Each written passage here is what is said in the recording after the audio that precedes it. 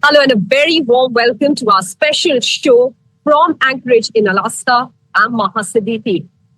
This Air Force base, this joint military base rather, not just Air Force, but the Army, Navy, and the Guardsmen, all on this base, a very critical one for the United States in the Arctic region, is going to play a very critical role tomorrow, perhaps, of the place where the initiation of peace for Ukraine started off.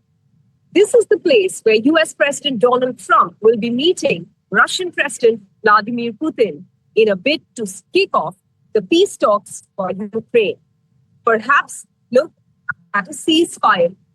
But all that is very sketchy at the moment, with the goalposts constantly changing, even though Moscow has said that this region, the Arctic, is where the security and the economic interests of US and Russia intersect and is going to be playing a critical role in the entire conversation.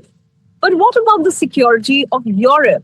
That's the question the German Chancellor, the chief of the EU, the President of France, and most importantly, the Ukrainian President are asking. Can a conversation take place between the US and Russia, omitting Europe, the one that is facing the brunt of the war, or most importantly, Ukraine, which has been fighting this war for over 3.5 years? Looking at this pressure that is being built by Europe, there has been a toning down by the White House, with US President Donald Trump now saying that perhaps a ceasefire immediately may not be possible, and there could be further meetings after this critical meeting on Friday at the joint base, Elmendorf-Richardson, where I am at the moment. Let's listen in exactly to what US President Donald Trump told Fox Radio. But I think it's going to come. See, I'm more interested in immediate peace deals, getting peace fast. And depending on what happens with my meeting, I'm going to be calling up President Zelensky, and let's get him over to wherever we're going to meet. I don't know where we're going to have the second meeting, but we have an idea of 3 different locations. And we'll be, including the possibility, because it would be by far the easiest, of staying in Alaska. You know, we have big flights of, and he has the same thing. We have a lot of planes going when the head of Russia, the head of the United States, et cetera, go. So, Mr. President, did you tell Zelensky to be ready? Did you tell him to be ready to come should you start making legitimate progress? I don't want to talk about a second meeting even to him. I don't want to even indicate there might be a second meeting. Maybe there will, maybe there won't. So I don't want to talk that. It's not okay. It's not important enough. But it would be certainly convenient if we had a very good meeting, because I'm going to let them negotiate their deal. I'm not going to negotiate the deal. I'm going to let them negotiate their deal. But US President Donald Trump is not one who takes setbacks lightly. And that is the reason that many are, in fact, hoping that there could be a positive outcome from this meeting. He would not want to step out of the joint base without some concrete decisions that are made in this meeting, simply because of late he has been boasting about the several ceasefires which he has facilitated. And if he is able to be instrumental in achieving peace in Ukraine, that will be an achievement big enough for him to ask for a Nobel Prize. That is one of the reasons that he's taken great interest in this issue and even hosting the Russian President Vladimir Putin in Alaska on US territory. Meanwhile, there has been a toning down of the expectations, largely because of the pressure from Europe. After all, they have been left out of this conversation. And the Ukraine president also wants to have a say if there could be a push comes to shove, where there could be a land swap between the two sides. And that is a decision that the Ukrainian side cannot be made without its assent. More so because it does not want to cede any territory in the 4 oblasts apart from Crimea that has already been annexed by Russia way back. Now, these are the 4 territories on the eastern border of Ukraine, and Ukraine is concerned about the possibility that there could be a land swap in which President Putin might walk out of the joint base on Friday as a winner, and Europe ends up being a loser.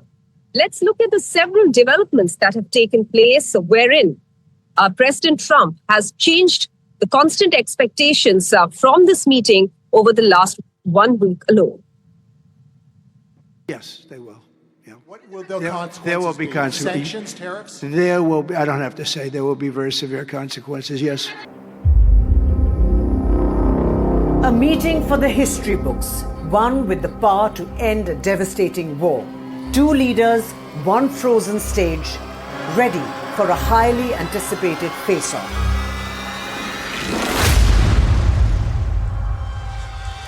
Anchorage, Alaska, a city forged by the Cold War, now preparing for a summit that could shift the global balance of power inside the heavily guarded joint Elmendorf-Richardson base.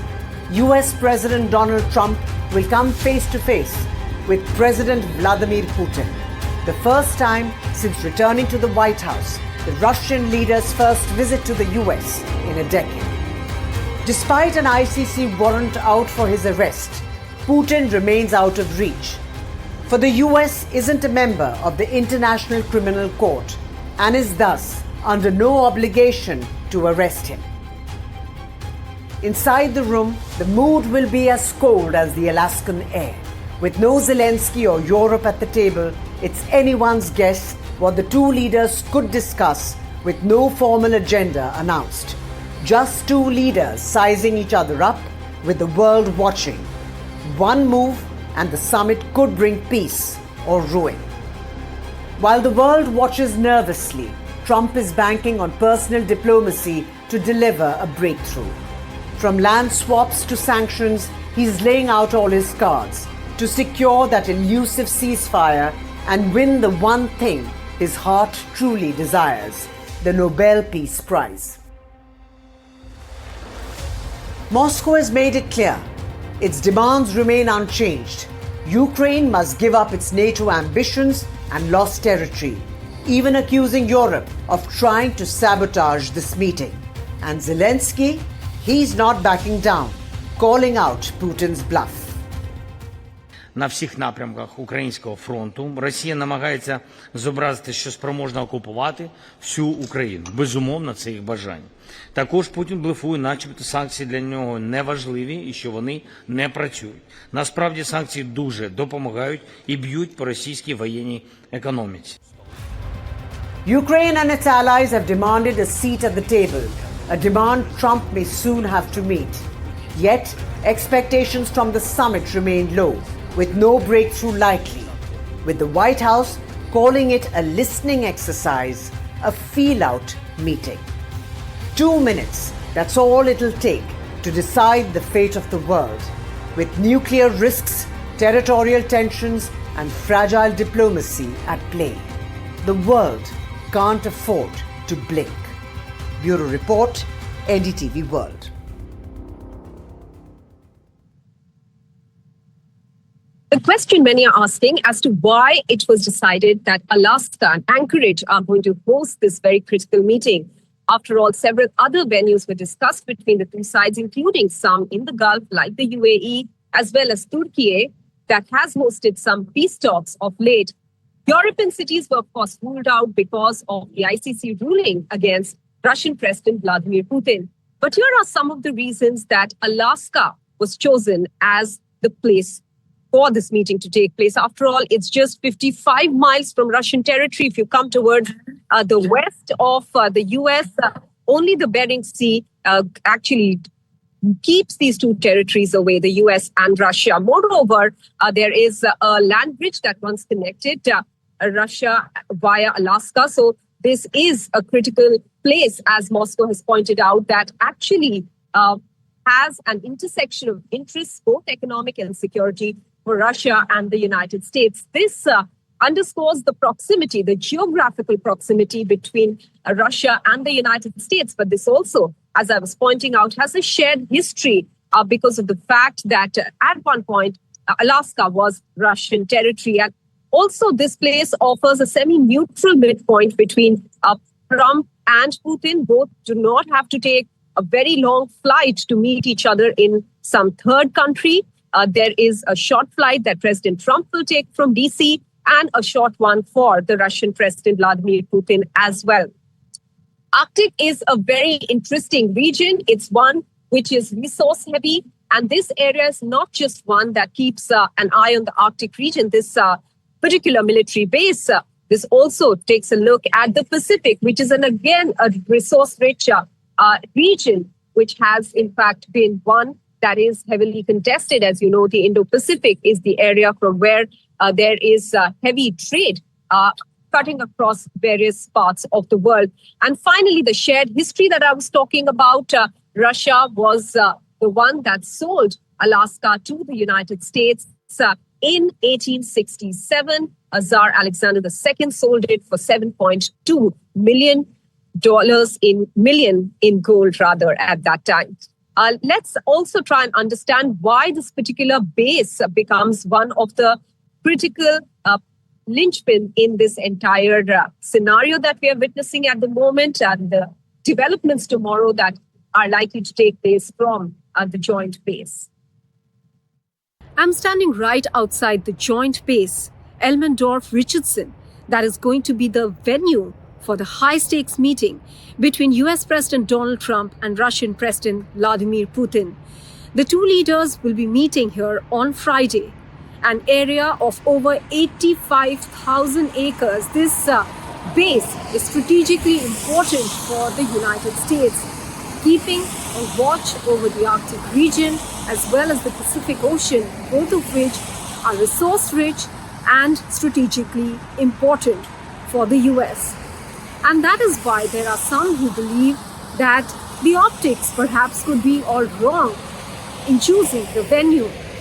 They believe that having the president of a rival nation, Russia, on a critically important US base may perhaps not have been the best idea.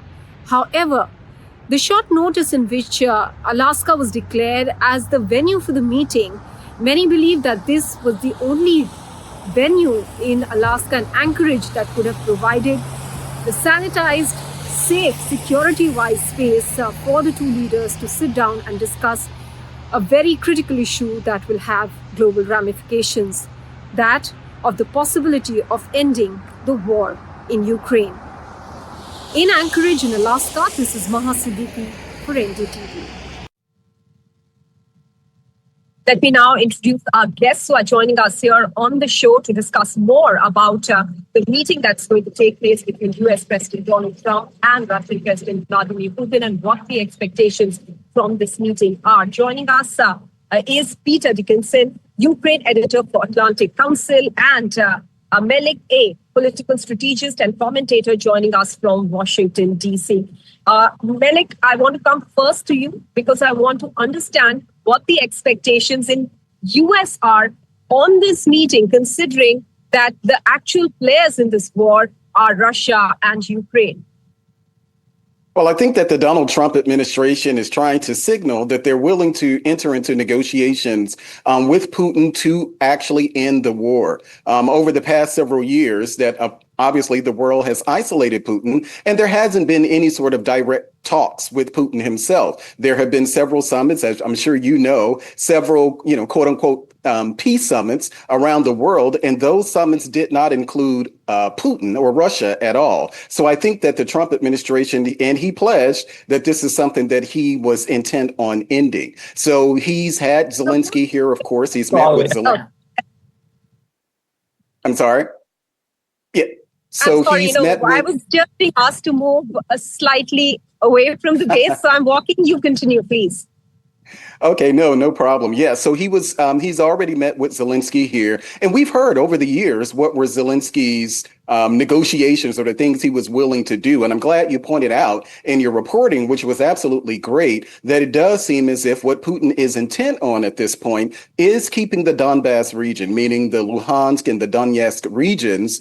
He may have abandoned some of those areas that were south of the Donbass, but obviously Crimea is one of those areas that he's intent on keeping. What we've heard, though, from Zelensky is that he's not interested in giving up any land. So the goal for the United States really is to enter into negotiations. What comes out on the other end of this, I don't know. As your reporting points out, Donald Trump said that there's a 25% chance that this might indeed fail. But I do believe that he is committed because many Americans are very weary with the war between Russia and Ukraine and want the United States to disengage. Peter, it's no surprise that Ukraine is uncomfortable with this conversation between President Putin and President Trump when they are not included in the conversation because of reasons that we pointed out and Melik pointed out as well, the possibility of some of the land going to Russia. So how would you comment about that?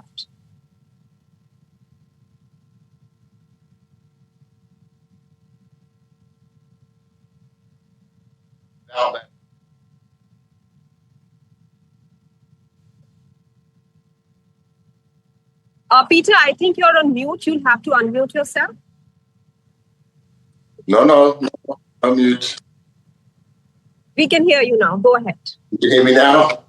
Hi. Yes. Yes. So Ukraine is very concerned that it will be isolated from the talks, and they're mostly concerned that Trump may offer concessions to Putin, which are not in Ukraine's interests. They believe that there is a danger, however small, that Putin will be able to influence Trump on a personal level and persuade him to back Russia's claims. Now, Russia is trying to secure around 20% of Ukraine, but crucially, it's also trying to secure Ukraine's disarmament. It wants Ukraine to be completely disarmed, for the military to be reduced to a minimum force, and for Ukraine to be denied the right to have any sort of military alliances with any Western partners. So essentially, Ukraine would be left defenseless. So the territorial solution that Putin is pursuing now is only the start, really. It's quite clear that if he achieves his goals, he would then proceed with the complete conquest of Ukraine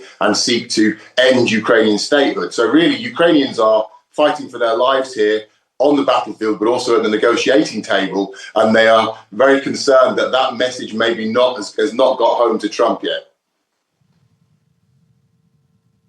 Well, right. Peter, thank you for giving us that perspective. But at the moment, the question that many are asking is that what will be the outcome of this meeting? And will this lead to more meetings now, perhaps between President Putin and President Zelensky?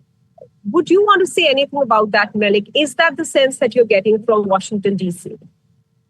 I think it's absolutely necessary. It's impossible. And that's why I mentioned over the years, many of these, peace summits that were designed to talk about ending the war between Russia and Ukraine, Zelensky was only at the table. So Donald Trump is now, or the United States is now, in a position where they're willing to negotiate not just with Zelensky, but also start those peace talks with Putin as well. I can't imagine a scenario where Zelensky is not eventually brought in, if not having both Zelensky and Putin sitting at the negotiating table, because there are a lot of concerns, obviously, that Ukraine has as far as giving up its territory. It's important to also point out, though, that Donbass region, the Luhansk and Donetsk region, currently, Russia occupies most of that space. It is those areas south of that, excluding Crimea, that the Ukrainians have some level of control over. But there's still questions about what happens with areas like Kherson, what happens with the area like Zaporizhia, with the big nuclear plant.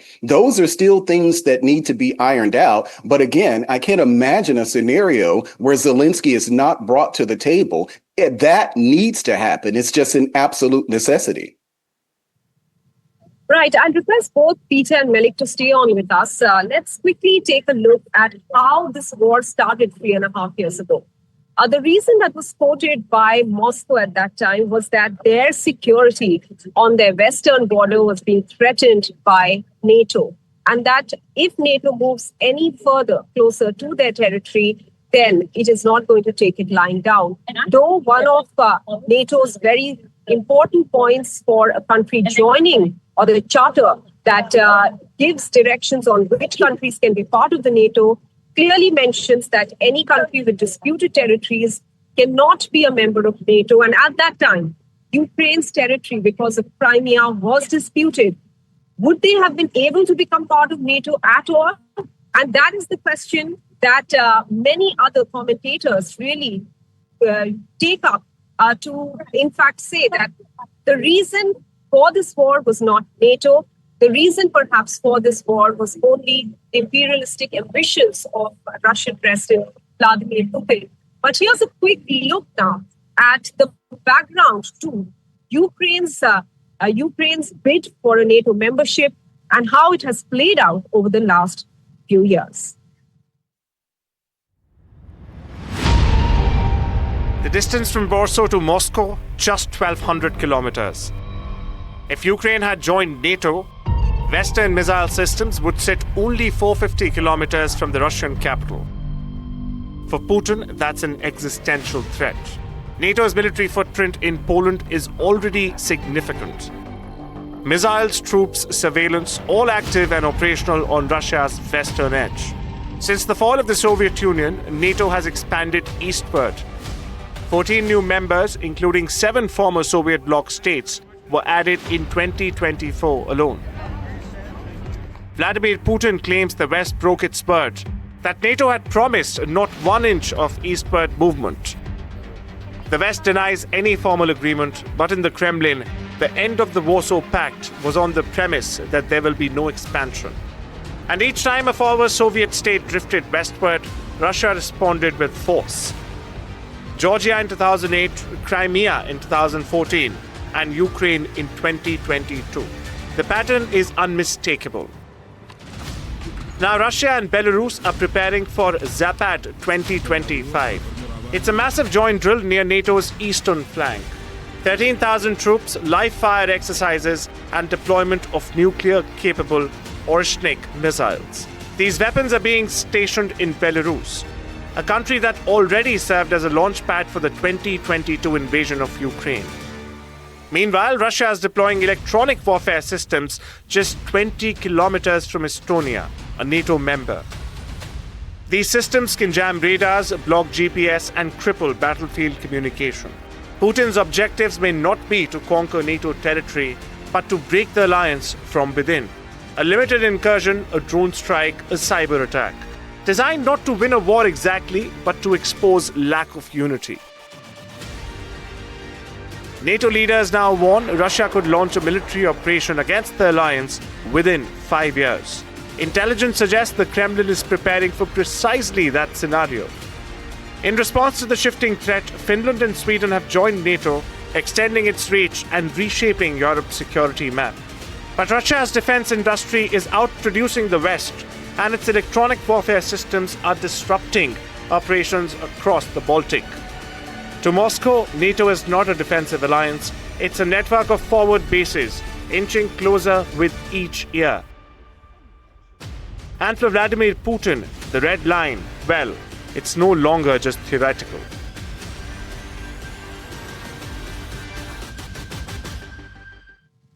And in Kremlin's bid to start this war against Ukraine, the Russian Orthodox Church has played a critical role in Moscow, backing Kremlin. But in Alaska, the Russian Orthodox Church has been holding prayer meetings for an end to this war. Let's listen in to Father Thomas Rivas from the Russian Orthodox Church in Alaska. The expectation from this meeting, what do you expect? Our expectation as an Alaskan Orthodox Church, first and foremost, is an immediate ceasefire to the war in the Ukraine, a long-lasting peace that will involve the reconstruction of the Ukraine and the reuniting of families, the ending of suffering and division, and also the end of the persecution of Orthodox in the Ukraine. Those are our primary hopes and dreams for this upcoming summit. Realistically, do you believe, or people in Alaska believe, that a ceasefire or an end to the war in Ukraine can be announced from Anchorage? we hope, that's why we're praying, we've just concluded our second day of prayer services, but we're optimistic, but we don't foist all of that hope. We know that these talks are difficult. We know that there's a lot that goes into them, but we have to pray for and hope for what is the greatest achievement that we can. And if Alaska and the Alaskan Orthodox Church in its small way can be a part of that, we're very pleased to do so. And so will they announce a peace summit, a peace agreement on Friday? We hope, we pray it will be a miracle. If they don't, but we even move an inch towards that way, then we will be very grateful. Let me thank both our guests, Peter and Melik, for joining us on this special broadcast from Alaska, from Anchorage. That's all that we have time for at the moment. And this big meeting is less than 24 hours away now. We'll be getting you all the very latest from Anchorage.